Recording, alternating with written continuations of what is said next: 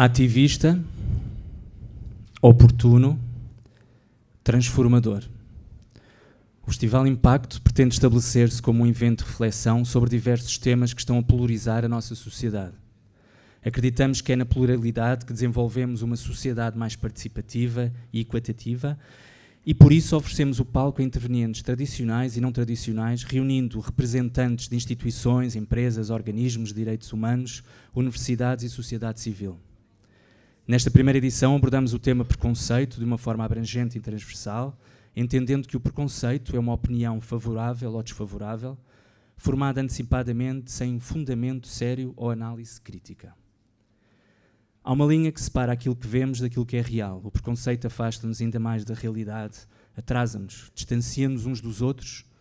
Estilhaçar um preconceito pode ser uma das sensações mais libertadoras que podemos ter, mas para o fazermos precisamos de olhar para ele como uma primeira vez, sem vícios, com profundidade, e isso leva tempo. E a sociedade de hoje vive sem tempo. Nesta cela queremos esperar o tempo, habitar as palavras que vão ser ditas, alcançar profundidade, através do encontro, da conversa de carne e osso, longe das batalhas verbais do mundo digital. Conversar, evoluir com paixão, autenticidade e intimidade. Eu sou o Miguel, bem-vindos ao Festival Impacto. Hoje convidámos Nuno Saraiva para ser curador da conversa sobre cartoon político, o poder da narrativa visual. Nesta conversa sobre o poder da narrativa visual, enquanto comentário político e social, discutiremos os papéis da sátira, da ironia e da provocação nos cartoons. Abordaremos o papel do cartoon como voz contra a intolerância, assim como exploraremos o seu lado mais negro. Para além dos contextos históricos, discutiremos como o cartoon pode promover a compreensão mútua e o diálogo construtivo, mas também o seu papel de provocação com sentido crítico necessário para refletirmos, assim como abordaremos as considerações éticas inerentes a esta forma de expressão e delicado equilíbrio entre sátira e sensibilidade. E a propósito disso, eu estava a falar com os nossos oradores ontem na conversa que tivemos antes deste encontro. Eu andei a semana toda com um momento da minha adolescência a bicar na minha cabeça e que tem muito a ver com esta questão do preconceito, da sátira e da provocação. Eu não sei se se lembram daquele episódio do Hermano José, do programa Humor de Perdição, que foi censurado há 30 e muitos anos atrás. Eu era um puto, tinha 13, 14 anos e fiquei cheio de pena porque aquilo era um momento importante na família e todas as semanas reuníamos à volta da televisão, assistíamos ao programa e há um dia que vamos assistir e não acontece nada. Uns dias mais tarde o meu pai explica-me que o programa foi censurado, eu fiquei full, triste. Ainda por cima, com o valor acrescentado da informação, que tinha sido um dos grandes responsáveis, tinha sido o meu vizinho do quinto. Eu morava no 7º, ele morava no 5º andar. Um vizinho que era um conselheiro de justiça e que eu conhecia e toda a gente tratava como senhor conselheiro. Eu fiquei full, o meu pai falou com ele e há um dia que eu estou a chegar a casa, passado uns dias desse episódio, ele já sabia que o meu pai tinha falado com ele e que eu estava triste e full com a situação. E lembro perfeitamente desse episódio como se fosse hoje. Porque cheguei, parei, ele parou, olhou para mim, cerrámos os olhos, parecia quase uma cena de faroeste. Eu desci do meu cavalo, entretanto. Como diz o Chico Buarque, a memória está muito colada à imaginação, portanto perdoem-me se estou a ir mais para o lado da imaginação, mas lembro que parámos um frente ao outro, e olhámos um para o outro e, entretanto, os sinos da igreja tocaram. Eu disparei e disse, disparate, porque é que cancelaram um programa que eu gostava muito, que grande parte dos portugueses gostam. Ele virou-se e disse, não podemos falsear a história de Portugal, não podemos estar a mentir aos portugueses, etc. E cada um foi para o seu lado. Isto não esperem uma história com um grande punchline ou com uma corda escondida no baú, como num filme do Hitchcock, apenas é mais uma reflexão. E a reflexão é esta. Eu hoje, se fosse agora, passados 30 e tal anos, quase 40, eu acho que tinha falado com ele e tinha tentado perceber qual era o motivo que eu tinha feito isso e tinha dado também o meu ponto de vista. E o que se passou ali foi apenas um encontro, duas pessoas, eu, um puto de 13 anos, todo vestido de preto, com os ténis All-Star provavelmente a desfazerem-se, ele com um fato de 3 peças impecável, todo penteadinho, eu com o cabelo assim. ele olhar para mim de uma forma esquisita, virar-me costas, não houve diálogo. E o que eu acho que é importante nestes momentos e nestas provocações é quando, a seguir à provocação, existe uma elevação, existe uma conversa, existe um debate, existe um crescimento, mesmo que as pessoas tenham opiniões diferentes. E isso não aconteceu. E por isso é que hoje é uma grande sorte termos 3 pessoas aqui, os nossos oradores, que têm como missão de vida um bocado abrir as nossas cabeças e entrarem lá dentro e acenderem luzinhas, sejam de coisas que estão a acontecer ou coisas que nós já esquecemos, que também é muito importante esse lado de preservar a história, que nós portugueses muitas vezes até acabamos por preservar mal, e é uma grande sorte termos aqui, como disse um dos nossos oradores, foi o Vasco. Eu tenho um compromisso para com o mundo e obrigado aos 3 oradores por estarem aqui. E vamos passar então ao que interessa. Como assim policiar o cartoon? Com um percurso rico em arte e ilustração, deixou uma marca indielável no panorama da imprensa portuguesa e não só. Nascido em 1969 na Moraria, o seu percurso começou na Faculdade de Belas Artes de Lisboa, em pintura, e desde cedo mergulhou no mundo das fanzines e da banda desenhada. A sua prolífica carreira como cartunista, ilustrador e editorial abrange colaborações com publicações de renome na imprensa nacional, como Inimigo Público, Expresso, Observador, Público, Time Out, Humanista, revista da Amnistia Internacional, e Mensagem de Lisboa, onde é ilustrador residente. O seu trabalho vai para além da imprensa escrita, é ilustrador não oficial de vários murais de Lisboa, está publicado pela Esfera dos Livros, Abismo Bertrand, ASA, PIM Edições, entre outras, e é professor em escolas de arte como o Arco e a World Academy e coordenador do curso de Ilustração Digital na Lisbon School of Design. Chamo ao palco de One and Only Nuno Saraiva. Antes de mais, muito obrigado. Obrigado, Miguel, por esta apresentação muito sucinta e objetiva. Eu quero-vos agradecer, quero agradecer a vossa presença, quero também agradecer ao Festival Impact pelo convite e por me terem convidado para uma coisa que eu não sei muito bem fazer, não é? Que é curar. Geralmente curam-me. Tenho o privilégio de me sentir curado face a uma série de coisas, a uma série de pessoas.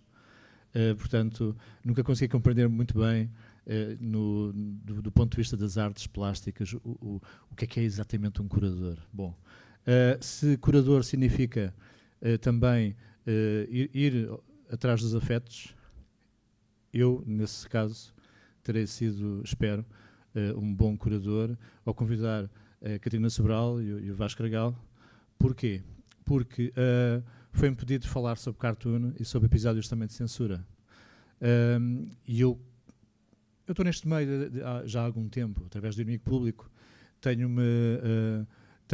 estado presente em muitos debates que envolvem os cartunistas, se calhar os mais mediáticos, tipo o António Antunes, o André Carrilho, Cristina Sampaio. E acho que senti que faltava palco também, por exemplo, aqui ao Vasco Argal, que é também um grande cartunista, tão grande quanto os outros, mais jovem, um pouco mais jovem, e se calhar a par do António Antunes, naqueles episódios que vocês tão bem conhecem, a par, ele acaba por ser também, é também um autor vítima.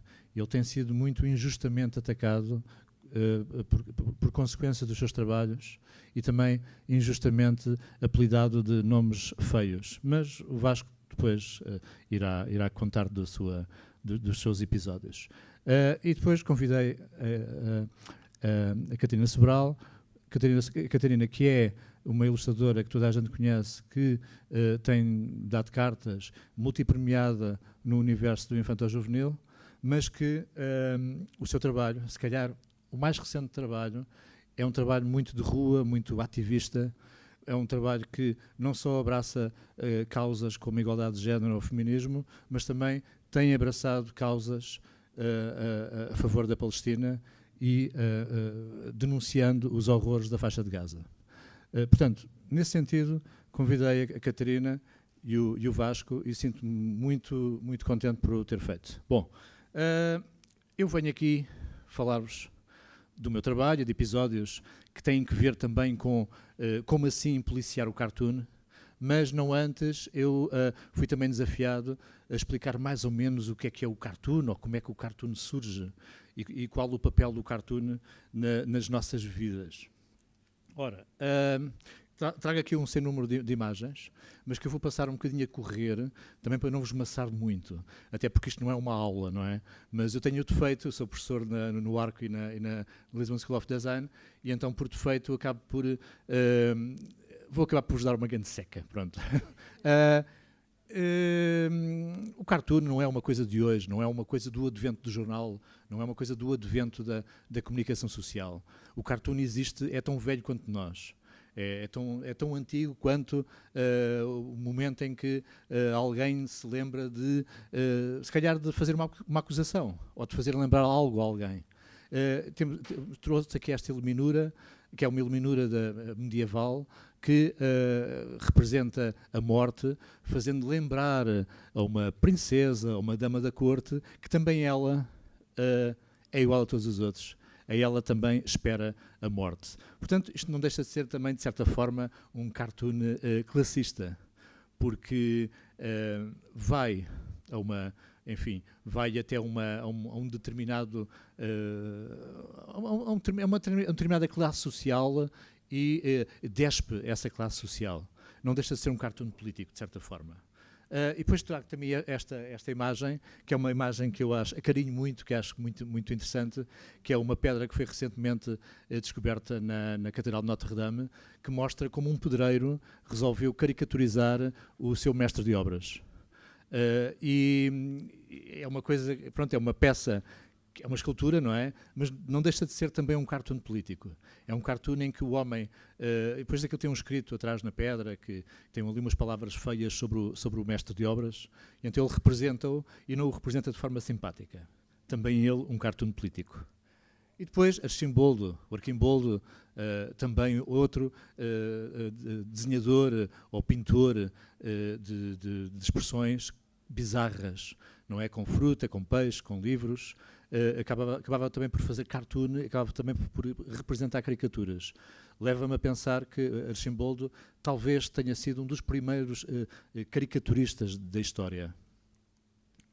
E Goya, com as suas fantásticas pinturas, onde ele tem o desplante de conseguir gozar com quem lhe dava de comer à boca. Ele gozava, brincava com a corte espanhola, e a corte espanhola parecia não querer ver, porque se calhar estava-se a ver ao espelho também, de certa forma. Goya é um pintor de corte que talvez tenha sido também o primeiro, ou o pioneiro, opinion maker da história da arte. Trouxe também aqui uma imagem que eu considero ser, talvez, pioneira do cartoon político, realmente cartoon político, numa altura em que se manifestava nas ruas contra a corte de Maria Antonieta e de Luís XVI, não é? E procurava-se reduzir a figura da Maria Antonieta. Maria Antonieta, ao que parece, segundo os seus biógrafos, era uma mulher que, ao contrário do que diziam, era uma mulher que se interessava pelo povo, aproximava-se do povo e pecava por fazer festas demasiado despesistas. E uma das suas manias tinha uma coleção tremenda, uma coleção impressionante de perucas. Essas perucas estão hoje em exposição também no Louvre. Poderemos encontrar algumas delas ainda bastante bem conservadas, sendo que uma delas, talvez a mais cómica, a mais ridícula, por assim dizer, era uma peruca que tinha uma gaiolazinha, e nessa gaiola ela passeava-se com pássaros lá dentro. E também uma outra com caravelas muito bem trabalhadas. Ora, estas histórias todas, as famosas histórias da Maria Antonieta, acabavam por alimentar o ódio, ou melhor, acabavam por ilustrar também uma certa vontade de fazer a crítica da corte e a crítica da realeza da parte de alguma nobreza esquecida, de alguns novos republicanos. E então foram feitas centenas de cartoons e de desenhos na Paris da altura, em gráficas, oficinas gráficas, que até mesmo inclusivamente reproduziam a cores e faziam a distribuição desses desenhos ridículos pelas ruas de Paris. Chegou a um ponto, por exemplo, em que Maria Antonieta, depois de ter sido executada, num boletim, não lhe podemos chamar de jornais, porque os jornais ainda não existiam, mas um boletim do género Gazeta de Lisboa, um boletim que anunciava a morte da rainha, anuncia também uma falsidade, uma autêntica falsidade, que está nos anais da história. Na altura em que Maria Antonieta se aproxima da guilhotina e diz ao seu carrasco: por favor, não me despenteie. Ora, isso ao que parece é uma mentira, uma falsidade, mas também não deixa de ser também um episódio de cartoon político. Ou, por exemplo, por alturas das invasões napoleónicas, um desenho que eu acho também que é muito refrescante e muito interessante, em que representa praticamente todas as nações que foram invadidas, molestadas e ameaçadas, não invadidas, mas ameaçadas pelas forças napoleónicas, e nós vemos ali várias representações de figuras tipo dos vários países, desde a China, a Índia, países não, mas cortes e principados, e vemos várias representações, sendo que apenas um deles parece estar do género: isto não é nada comigo, e o que é que eu estou aqui a fazer? Que é a figura do português. O português diz I'm off. E o I'm off, neste sentido, neste cartoon que eu acho sublime, que foi publicado à época, este cartoon mostra duas coisas com este I'm off. Por um lado, o I'm off parece que quer dizer: estou-me completamente a borrifar para isto. Outra significa que, na realidade, estou fora daqui, mantenho a corte está incólume e serena no Rio de Janeiro. A verdade é que Napoleão não prendeu o nosso rei, a rainha na altura, e príncipe regente, mas sim tinha acabado de prender o monarca espanhol. Aqui uma outra forma de vermos também o cartoon, a representação do cartoon, através de esculturas. Estas esculturas magníficas do Daumier, do Honoré Daumier, que era um grande cartunista, um grande aguarelista e gravador, mas que quis sair também da sua zona de conforto e deixar de fazer apenas desenhos, e fazia pequenos bustos, nomeadamente de juízes, porque ele é pioneiro de uma coisa que hoje em dia acontece muito em França e nos Estados Unidos da América, que é o desenho de julgamentos. Hoje, já me aconteceu uma vez, há situações, há casos que são de tal forma mediáticos, em que o acusado consegue fazer pressão para que não entrem jornalistas, não haja qualquer fotografia, qualquer filmagem do julgamento, ou até mesmo próximo do julgamento. E então são contratados caricaturistas que vão lá e desenham. Acontece frequentemente nos Estados Unidos da América. Daumier fazia-o também na Paris do século XIX. E aqui era aqui que eu queria chegar. O cartoon enquanto objeto de propaganda, e neste caso de propaganda racista. Este jornal é um jornal norte-americano antes da Guerra Civil, e é uma caricatura que pretende denegrir o Abraham Lincoln. Lincoln candidatava-se, como sabem, era um candidato republicano, do Partido Republicano, candidatava-se a presidente, e então a política dele era a de que iria de todo acabar com a escravatura. E este cartoon é um cartoon que representa uma besta, não é? Um elefante enorme, com feições de um escravo africano. Eu nem sequer posso dizer de afro-americano, porque nesta altura ainda não existiam afro-americanos, não era? Só existiam afro-escravos, de certa forma, ou então alguns escravos libertos. Mas este cartoon expressa bem o nojo, é importante dizê-lo, o nojo do tipo de comportamento e de raciocínio que grande parte dos americanos cultos, que liam, que compravam jornais, que fabricavam esses mesmos jornais, processavam as suas ideias e os seus ideais. Aqui vemos um elefante que representa um animal que o Lincoln ganha na rifa e depois não sabe muito bem o que fazer com ele, caso ganhe as eleições. Agora, mais recentemente, e na nossa casa, uma representação, atenção que eu até agora pouco mostrei de desenhos mesmo. Eu acho fantástica esta campanha, um partido político que eu me recuso a dizer o nome, não vou dizer o nome, que mudou entretanto de nome e tem um outro nome, mas não é aquele outro partido que vocês estão a pensar.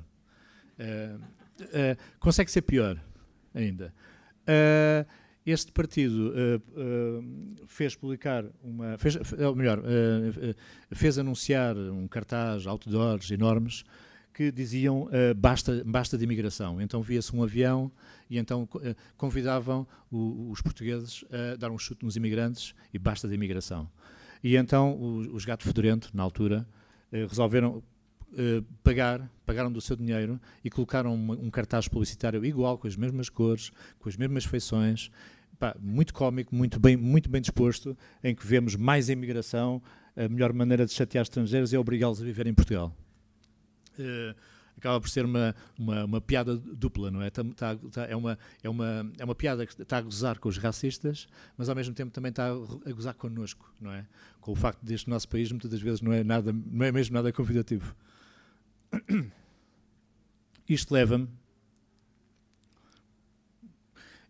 àquilo que eu vos queria dizer, mas também não tenho assim muito tempo, não é? Mas pronto, enfim, vou dizê-lo assim um bocado de rajada. Vou agora falar de mim. De mim, ou seja, do que é que me obrigaram a fazer, quero dizer, do que me obrigaram a fazer. Em 2020, estava eu a publicar no suplemento Inimigo Público, e em agosto, estávamos em pleno Covid, em agosto os racistas manifestavam-se nas ruas. Não apenas o partido que vos mostrei há pouco, mas também o partido também que me recusa a dizer o nome e que hoje tem 50 fulanos e fulanas no Parlamento. Este partido expressava-se assim: não existe racismo em Portugal. E nesta mesma semana, e quero acreditar que as coisas estivessem todas arquitetadas e pensadas, nesta mesma semana uma série de deputados de tez mais escura tinham sido ameaçados de morte, e com mensagens nas fachadas das suas casas e também em algumas escolas, e começaram a aparecer escritos do género: morte aos ciganos, portugueses digam sim ao racismo, fora com os pretos, por uma escola branca. E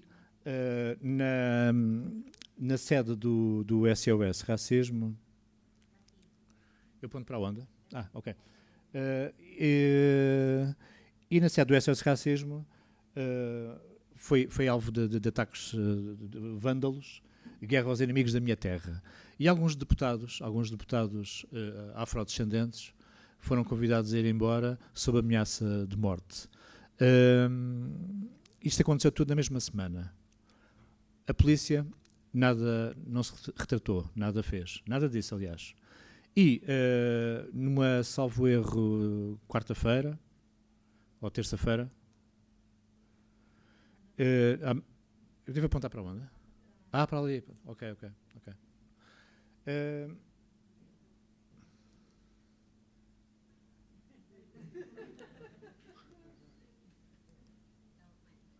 Bloqueou.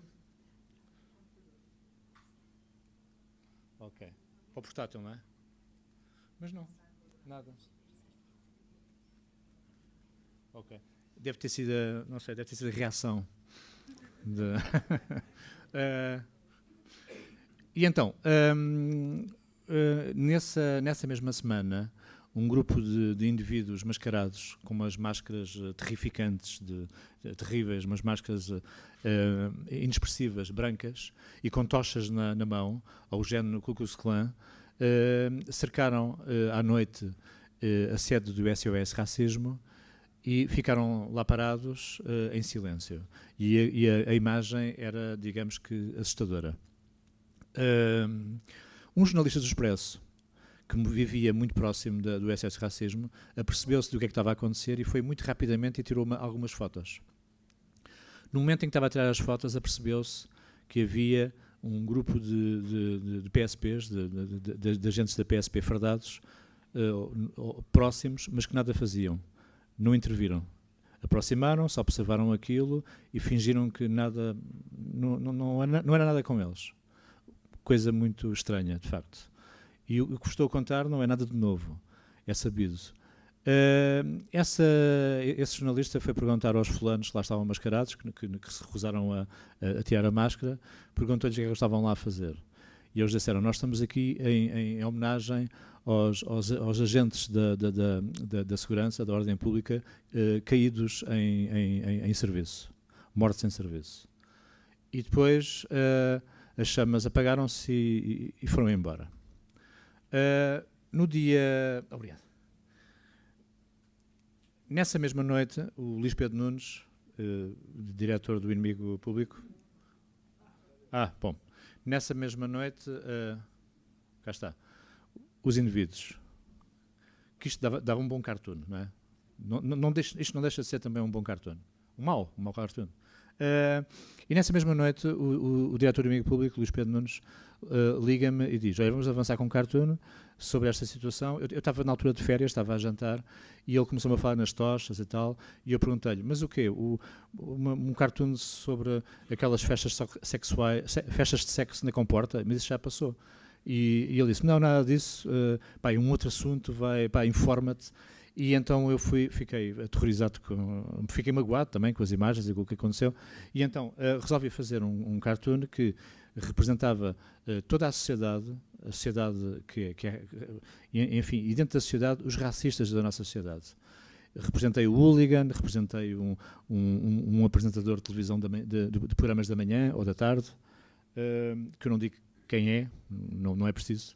E depois também algumas figuras um bocadinho, enfim, que não se identificam logo à primeira, e skinheads, etc. E um deles um agente da PSP. E porquê? Eu aqui não estou, obviamente, a acusar a corporação, nem nada que se pareça. Eu também tenho muitos amigos da polícia. O meu pai era agente alfandegário. Eu encontrava, ele chegava a casa sempre todos os dias fardado. Eu queria ser polícia, eu gostava mesmo de ter sido polícia. Felizmente, meu pai tirou-me essa ideia maluca da cabeça e agora sou cartunista. Mas sempre tive um fascínio, não por fardas, mas por esta coisa de fazer o bem, de certa forma. E quero acreditar que os polícias existem para nos ajudar, para fazerem o bem, não é? E eu fiz este cartoon, e este é um cartoon de indignação, é um cartoon de revolta, porque sou eu magoado com os polícias racistas. Tenho alguns amigos polícias. Ainda ontem estive a falar com um deles. E eu não vejo a polícia desta forma. Para mim, os polícias não são racistas, não são energúmenos, mas há muitos que o são, muitos mesmo. E então, com este cartoon, procurei representar essa figura. Imediatamente a seguir, começa a ser ameaçado por uma associação que nem sequer era uma associação que nem sequer era aceite pela direção da PSP, que era o Movimento Zero, que era uma associação, um movimento que era absolutamente racista, fazia apologia da supremacia branca, era assumidamente xenófoba, e tem muitos agentes da PSP e da GNR, e então eles começaram a fazer uma espécie de uma caça a mim e ao Luís Pedro Nunes, mas apenas com umas imagens, só para nos assustarem. Cheguei a ter a minha cara tipo wanted, tipo procuras à faroeste no Instagram do Movimento Zero. O Movimento Zero hoje está extinto, não existe, embora exista um outro movimento semelhante, com outro nome. A PSP enviou este comunicado, fez anunciar este comunicado, que é um comunicado que na verdade acaba por ser falso. Ele faz uma comunicação a jeito de ameaça, mas nunca deixou de ser uma ameaça. Isto nunca chegou a chegar ao Ministério Público. Temos um caso muito parecido com Cristina Sampaio, em que não chegou de facto ao Ministério Público. Ou seja, isto é aquela velha estratégia de vamos assustar, mas não vamos para a frente com a coisa. Parece que é um velho estratagema da PIDE, que também fazia, quer dizer, a PIDE não fazia isso, mas enfim, é um velho estratagema também do novo fascismo, que é de assustar, mas depois não vão até ao limite. Bom, eu as televisões procuraram-me, mas eu não quis muita exposição pública à volta deste. Então limitei-me a dizer uma ou duas frases à lusa e deixei a coisa assim. Mas agora vou deixar então o palco então para os meus amigos e convidados e já aqui volto. Obrigado. O nosso próximo orador nasceu em 1977 em Vila Franca de Xira e é um cartunista premiado que colabora com a imprensa portuguesa e estrangeira e cujo trabalho visual tem sido uma lupa sobre a atualidade política, internacional e social. Os seus trabalhos são mais que reconhecidos, destacando dois. A intitulada A Lepónica, inspirada na obra Guernica, de Picasso, sobre a guerra na Síria, e o Prémio Internacional Cartoon Competition Against Forced Labour, promovido pela International Labour Organization e pela ONG Ressources Humaines Sans Frontières, em colaboração com Cartooning for Peace. Cartunista, editorial e ilustrador em regime freelancer, com formação e experiência nas artes de ilustração e banda desenhada no Arco e Faculdade de Belas Artes de Lisboa. O seu trabalho tem sido publicado em diversos meios de comunicação nacionais e internacionais, como a Sábado, Jornal I, Courrier Internacional, Groen Amsterdam Magazine, entre outros.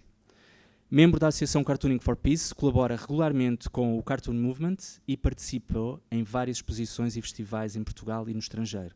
Recebeu vários prémios desde 2006. Chama ao palco Vasco Gargal. Vasco. Em primeiro lugar, quero agradecer o convite ao Nuno Saraiva, que foi meu professor no Arco, numa fase em que só fazia caricaturas praticamente. E nem banda desenhada, nem cartoon político, gostava de desenhar, basicamente era isso. E tive o prazer de conhecer o Nuno, que me mostrou aqui um leque de ilustradores. Lembro-me também da primeira aula, naquela sala antiga, que tinha visto até, e mostrou-me os livros todos, os livros todos de ilustração. Hoje é um Airbnb. E infelizmente era uma sala muito, muito interessante. E mostrou-me os livros de ilustração portuguesa, os catálogos, e tive o prazer de conhecer tantos ilustradores que eu desconhecia na altura. Eu vinha de Vila Franca, vim para Lisboa, para o Arco, para tirar um curso de banda desenhada, e conheci cartunistas como a Cristina Sampaio, o Nuno Saraiva, o Daniel Lima, o João Fazenda. Já o João Fazenda já era um grande ilustrador, e pronto, foi por aí que começou a minha aventura na ilustração um pouco mais a sério, não é? E até aos dias de hoje se mantém, e eu tive também o prazer de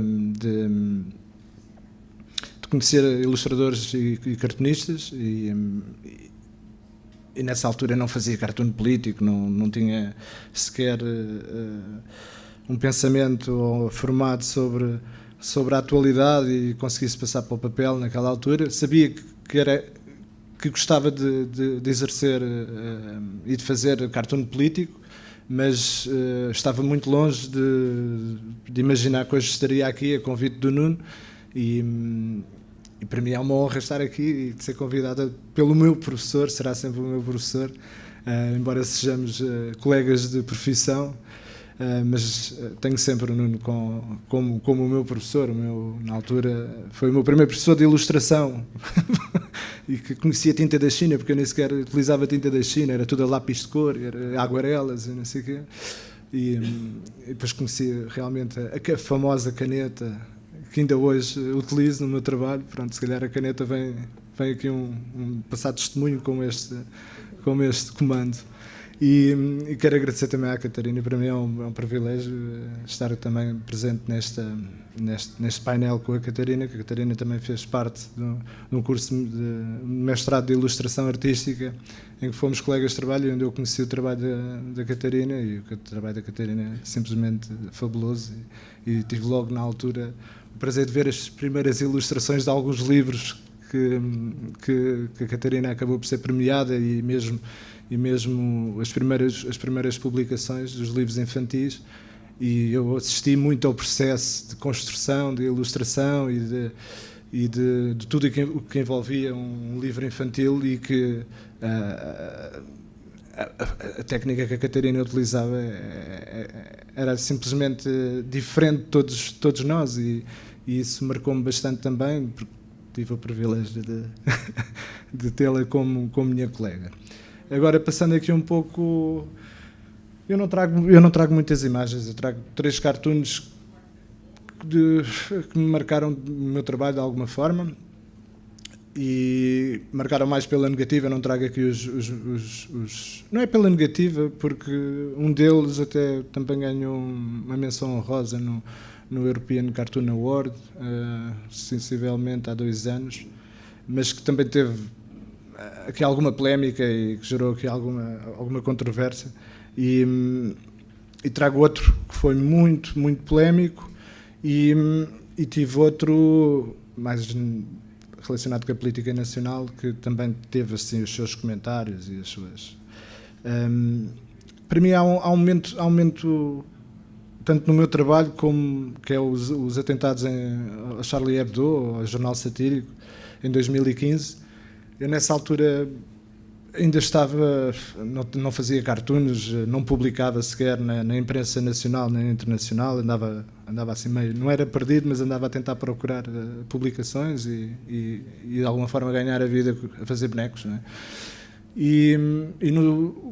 Quando eu ouvi a notícia, eu até estava dentro do meu carro, isto foi ao meio-dia e pouco, quando eu ouvi a notícia fiquei assim um bocado congelado no banco do carro ao ouvir a notícia na rádio, e aquilo parece que mexeu muito comigo e fez-me ter uma atitude diferente, e a partir daí comecei a desenvolver muitos cartoons e comecei a imaginar poder publicar, e todos os dias trabalhava muito sem publicar e sem me pagarem, mas fazia um trabalho diário mais intenso, que nunca tinha feito na altura, e depois de alguma forma comecei um pouco a olear aqui a minha máquina de sátira política e de estar mais atento ao mundo, de acompanhar as notícias.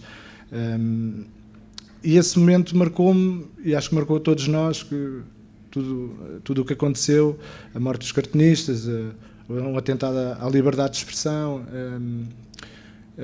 isso tudo fez-me pensar, e porque mais tarde vim aqui a sofrer um pouco algumas consequências através destes cartoons que vos vou mostrar, e fez-me também repensar que em 2015 andámos todos de lápis empenhado, liberdade de expressão, Je suis Charlie, e em França principalmente, não é, que foi onde foi os atentados em Paris, e mais tarde, quando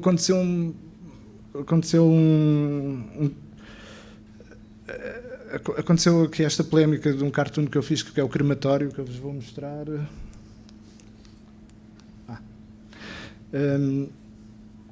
Eu fiz um cartoon em 2019. Eu tinha acabado, uma semana antes tinha ido a Estrasburgo a receber um prémio da Correia Internacional Francesa,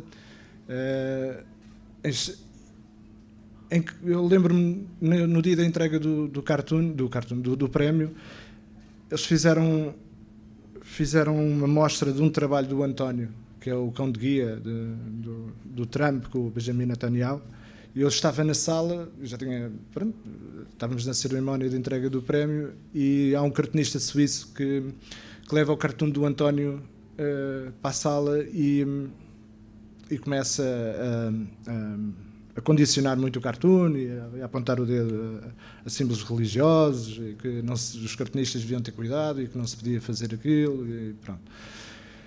E aquilo mexeu assim, ficou-me ali um pouco, até porque o António também é de Vila Franca, eu também sou de Vila Franca, e é um colega de trabalho, de profissão, e aliás, é das minhas referências, o António, e aquilo mexeu ali um pouco comigo, e passado 2 semanas, salvo erro, da entrega do prémio, eu cheguei a casa e fiz um cartoon, que foi este cartoon, e que acabei por publicar nas redes sociais. Eu não publiquei este cartoon na imprensa nacional nem internacional, publiquei só mesmo nas redes sociais, como sempre fiz. Tenho alguns trabalhos que vou publicando na imprensa, tenho outros que vou publicando nas redes sociais. E eu fiz este trabalho, quando fiz este trabalho, eu sabia que,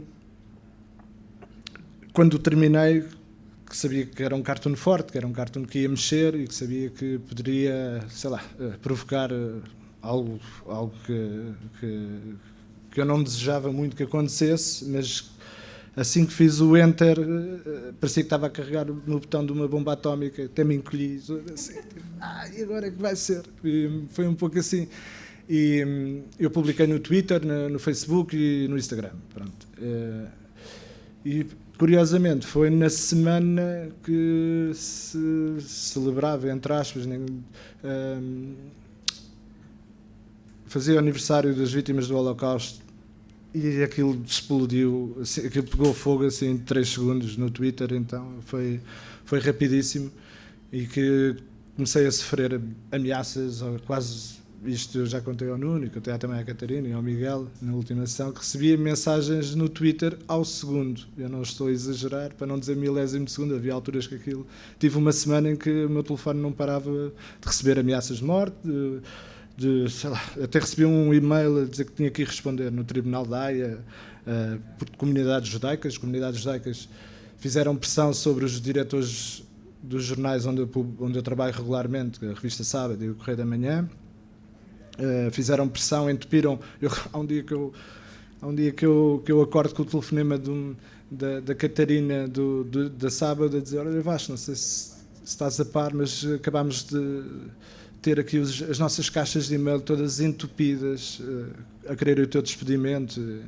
Pronto, eu senti ali que tinha sei lá, que tinha acontecido alguma coisa que eu não esperava, e de repente tive que lidar com isso e não estava preparado. E quando eu digo não estava preparado, porque tive ali um momento em que achava que conseguia passar por essa semana sem, eu vou ser forte, vou conseguir aguentar isto.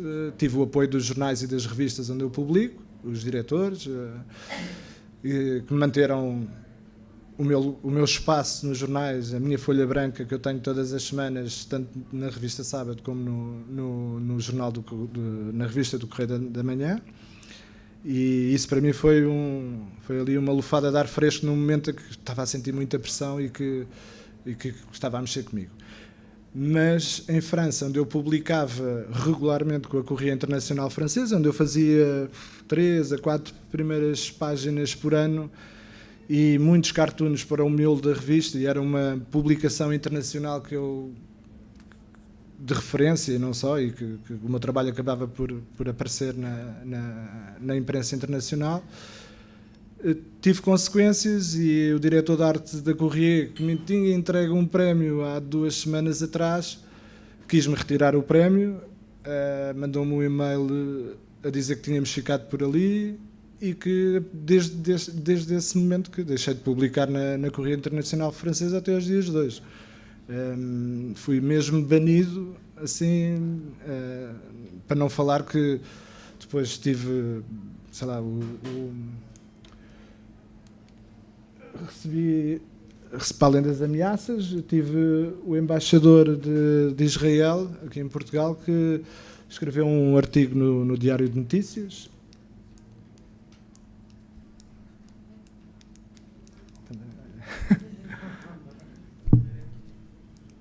Por causa dele. Pronto, isto também é só uma notícia. Pronto, e de repente estou a lidar com isto, uma censura, e acusaram-me de antissemita, sei lá. Ainda nos dias de hoje, volta e meia, quando se lembram deste cartoon, ainda recebo uma mensagem ou outra.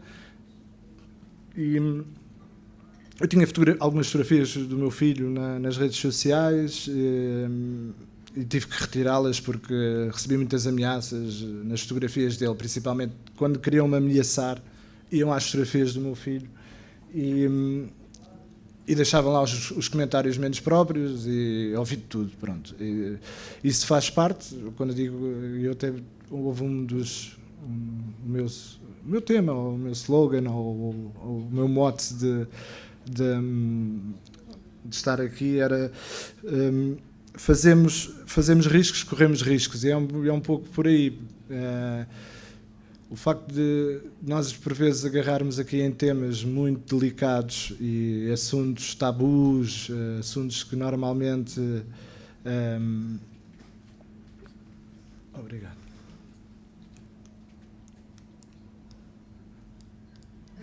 Não dá. Isso, de algum... Eu lembro-me que, passado 2 semanas deste cartoon, eu agarrei outra vez no mesmo tema e fiz logo um cartoon, porque eu queria combater esse receio ou essa ameaça que eu senti durante essas 2 semanas. Eu fiz logo um cartoon sobre o mesmo tema e vamos continuar. E foi um pouco por aí, continuar com a coragem de continuar a olhar para as coisas como elas são. Isto também acaba por ser uma opinião minha, muito própria, em assuntos que por vezes são delicados, e sei muito bem que nunca vou conseguir agradar ambas as partes, ou vai sempre haver, na liberdade de expressão isso existe sempre, vai haver pessoas que vão gostar, há pessoas que vão concordar e há outras que não vão concordar. E nós temos que saber lidar com essas diferenças, e quando recorremos a ameaças e a comentários que nos podem causar aqui algum desconforto, acho que não é a forma correta. Eu tenho aqui um apontamento aqui a falar do... Pronto, e aqui está, o embaixador de Israel na altura escreveu, até acho que não sei se não escreveu ao primeiro-ministro António Costa e ao Marcelo Rebelo de Sousa uma carta, olha, diz ali, numa carta dirigida, e ele acaba por escrever ao Presidente da República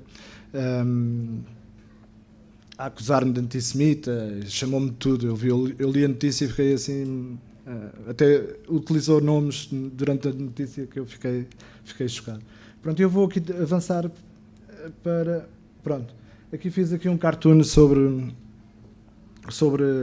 a guerra na Ucrânia, a tomada de posição do Partido Comunista sobre a guerra na Ucrânia. Pronto, e aqui também sofri aqui algumas perseguições, aqui não digo ameaças, mas pelo menos comentários. Até temos ali o comentário do João Ferreira, do Partido Comunista, que também deixou-me uma mensagem. Tive aqui uma semana que o Partido Comunista acabou por não concordar com este cartoon, a dizer que era mentiroso. Enfim, nós acabamos de sofrer aqui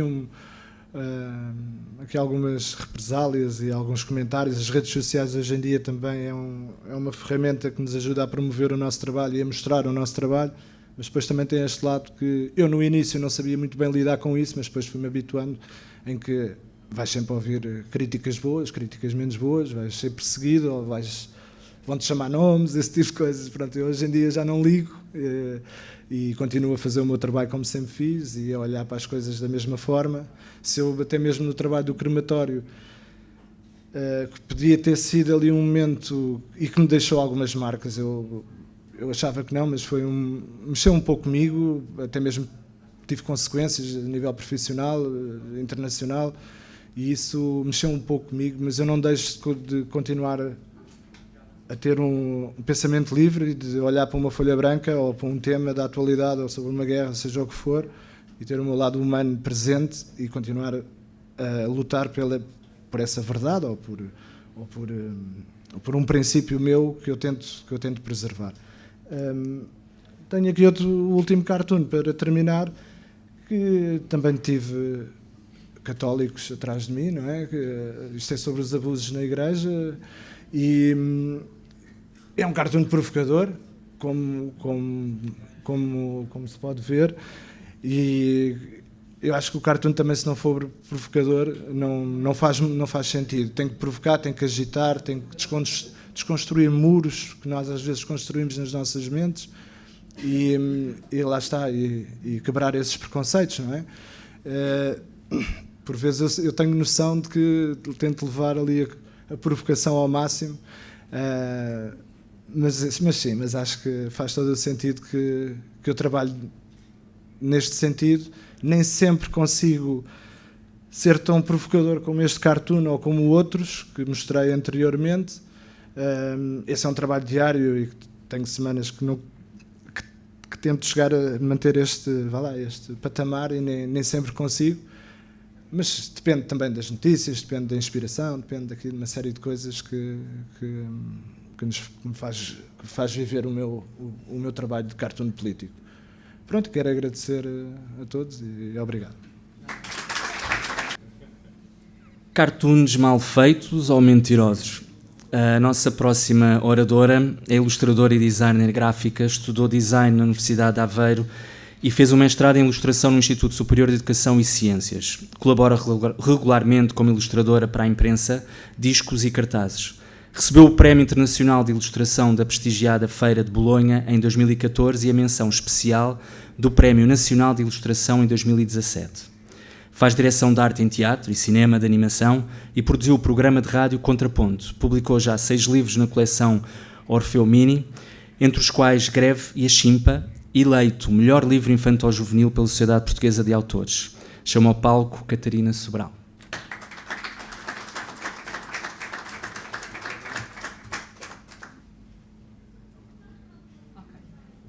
Obrigada, Miguel. Obrigada, Nuno, pelo convite. E Vasco, pelas tuas palavras. Fui colega de ambos, ou ainda sou um colega do Nuno no Arco como professora e fui colega do Vasco como aluna no mestrado de ilustração, por isso é muito bom partilhar esta mesa com eles, ou este banquinho. Eu nunca sofri nenhumas consequências da mesma natureza que o Vasco e o Nuno sofreram, mas eu também não tenho, de facto, muito trabalho, ou nenhum trabalho, em cartoon político. Eu acho que faço, ou seja, esta definição meio gelatinosa do que é o cartoon e o que é a ilustração, não vale a pena se calhar estar aqui a discutir. Eu faço ilustrações com caráter político, sobretudo mais recentemente. E quando o Nuno me convidou para este painel, disse: traz alguma coisa que te tenha chateado, que te tenha irritado. E então eu comecei por selecionar cartoons de outras pessoas e tentar organizar aqui a minha apresentação com aquilo que eu considero, enquanto leitora de cartoons, um bom e um mau cartoon. Mas a verdade é que eu acho que fiz um cartoon político, assim, na verdadeira acessão da palavra, que tem aqui uma das... Foi um cartoon que eu fiz por alta recriação, para fazer alguma ironia com todas as desculpas que eram utilizadas, sobretudo no início do genocídio em Gaza, todas as desculpas que eram utilizadas para um silêncio cúmplice em relação à limpeza étnica e ao genocídio que estava a acontecer. E então fiz em forma de carrossel no Instagram, portanto era uma sequência de 10 imagens com as várias desculpas. A maior parte delas já não se utilizam hoje em dia, mas esta continua a ser muito frequente, que é a premissa do cartoon era está uma casa a arder, e uma das desculpas era que, se chamasse os bombeiros, éramos anti-calor. Não éramos anti-fogo, não éramos anti-incêndios, não éramos anti-bombeiros, éramos anti-calor, que é uma coisa completamente aleatória.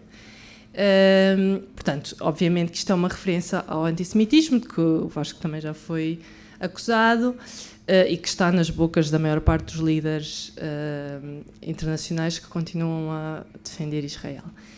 E foi um dos meus posts à data em que eu publiquei, foi o post mais partilhado, mais comentado, que teve maiores interações. Também tive algum hate mail, mas muito pouco, muito reduzido, nada comparado com o que o Vasco teve. E este cartoon, esta sequência de imagens, esta narrativa visual que eu fiz por estar com muita raiva, eu diria que não era um bom cartoon. Aqui para começar a falar daquilo que eu acho que é o bom e o mau. Não acho que seja dos piores, mas vou mostrar aquilo que eu considero talvez seja um dos mais...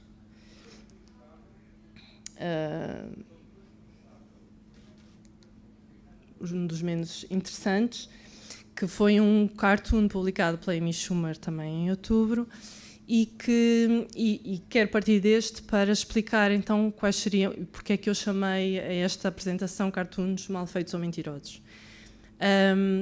Que é aquilo que o meu cartoon, ou o que seja, aquilo que eu apresentei antes, não tem, que é haver uma articulação, e eu penso que toda a boa literatura, tudo o que é boa arte, ilustração, faz sempre uma transformação entre uma vontade, uma ideia, uma mensagem e o resultado final.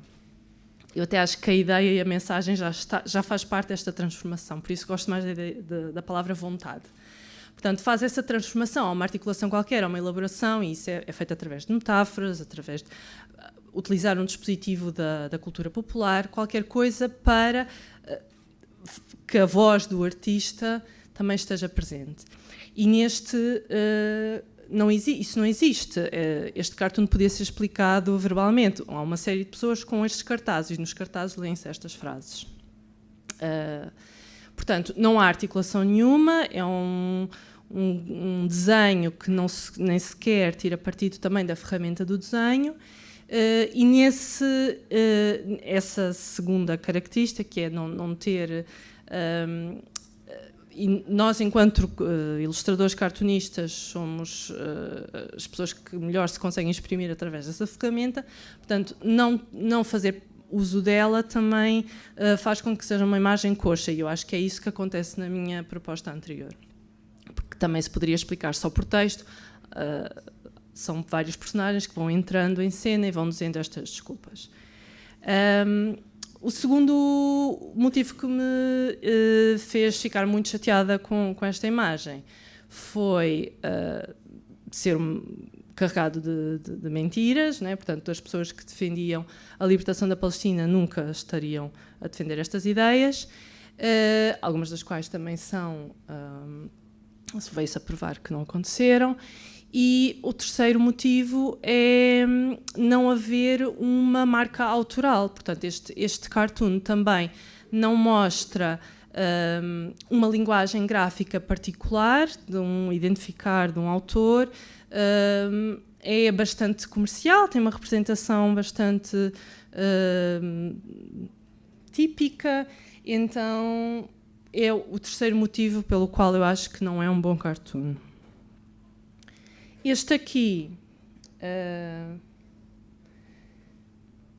não sei se foi este exatamente que me chateou, mas eu vi um cartoon que tinha exatamente esta mensagem num perfil de um amigo meu, e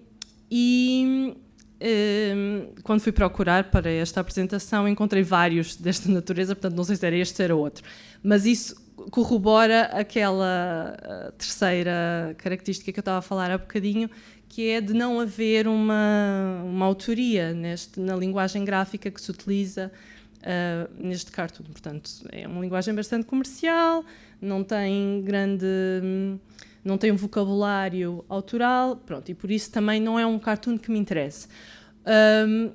Mas este, ao contrário do anterior, já tem essa transformação, já elabora, já tem um dispositivo, como seja a simetria, o facto de a posição das personagens já estar a dizer é preciso interpretar, é preciso que o leitor gaste algum tempo a interpretar a imagem para perceber o que é que o cartoon quer dizer, porque assim, a primeira leitura se calhar não é evidente, tem que ir interpretar os símbolos também. Portanto, essa articulação existe, não existe autoria, mas também não existe verdade. Isto não está provado por relatórios da Amnistia Internacional que Israel utiliza os palestinos como escudos humanos. Eu vi ao vivo, nestes últimos meses, as forças de ocupação israelita usarem palestinos como escudos humanos. Portanto, isto está mais do que documentado que isto é um dos mitos que é passado pelo Estado sionista. Portanto, por ser mentiroso e por não ter autoria, é que eu considero um mau cartoon. Depois, queria mostrar-vos um cartoon que foi feito em 1991 pelo Fonte Santa e que, tal como o último, também se calhar falham numa destas três características.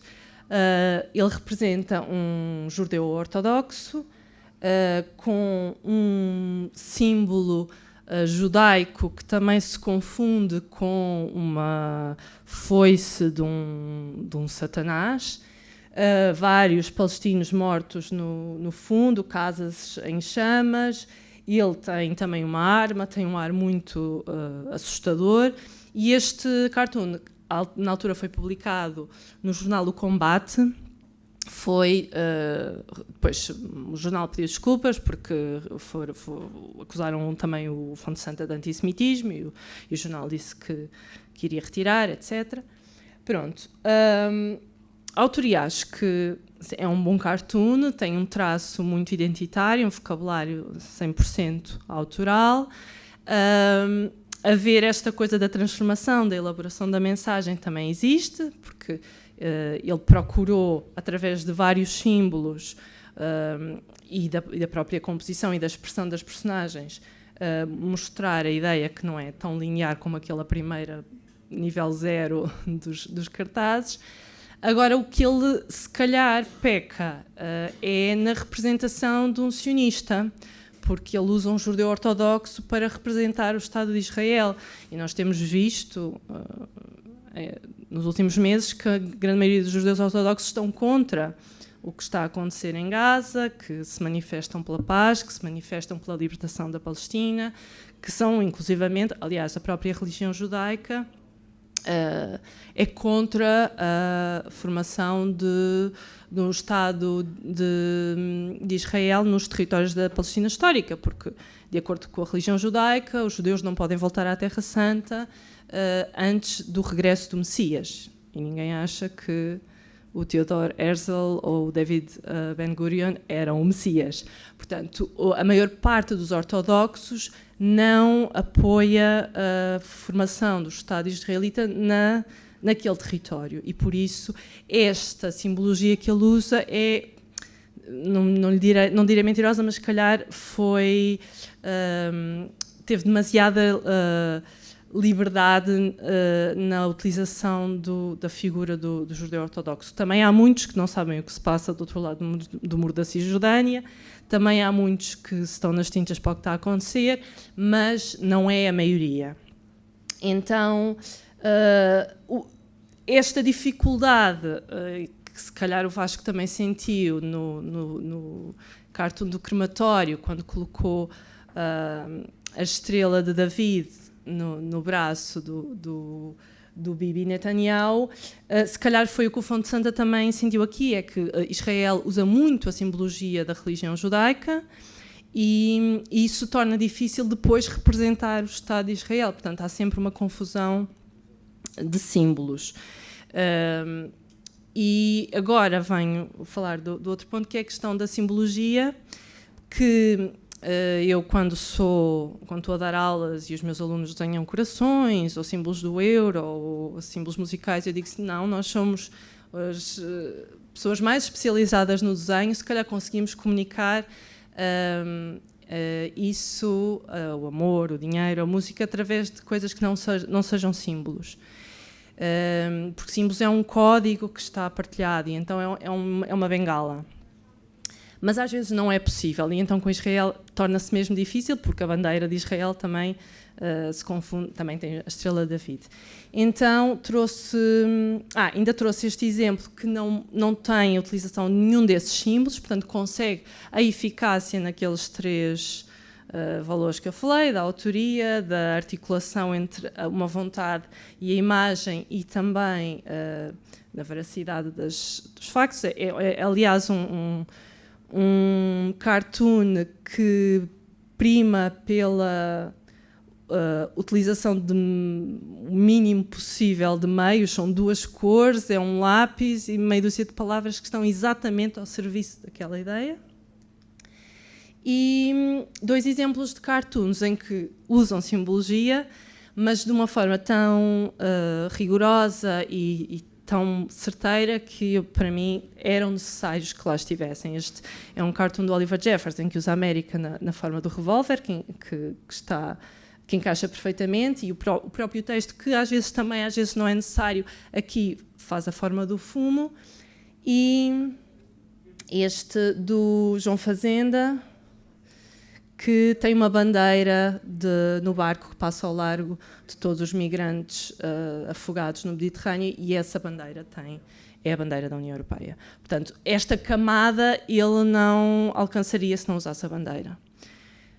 Neste tema, sem essa camada, há uma outra ilustração do Oliver Jeffers que consegue, sem símbolos, sem palavras, sem, sem cartazes, ir direto ao ponto, mas se calhar não tem essa outra leitura, que é mostrar a hipocrisia também, ou o lavar de mãos muitas vezes da União Europeia sobre este assunto da migração. Acabo com uma ilustração minha, que não sei se é cartoon ou não, mas foi publicada no jornal Palhinhas no Natal e mostra cenas do êxodo de palestinos enquanto caem bombas, e é uma cena que é bastante natalícia, bastante familiar, portanto também não usei texto, também tentei fazer essa articulação, portanto acho que é um bom cartoon. E queria acabar com um pequeno vídeo, não sei se é só passar para a frente. Pronto.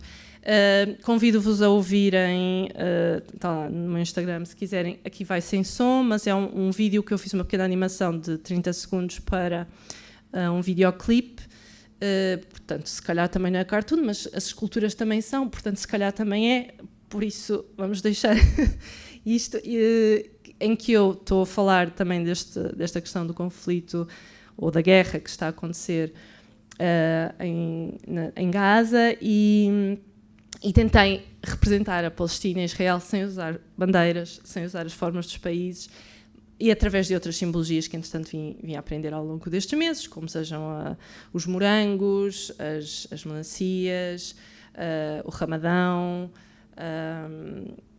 e do lado de Israel os flares e as bombas e o pó e os vidros partidos. A ver se dá.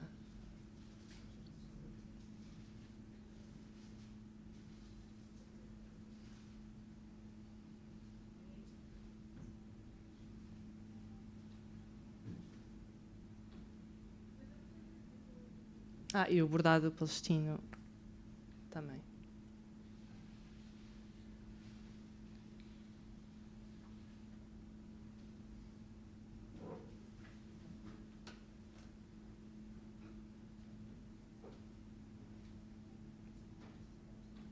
Pronto, faltou a camada da música, mas podem ir ver.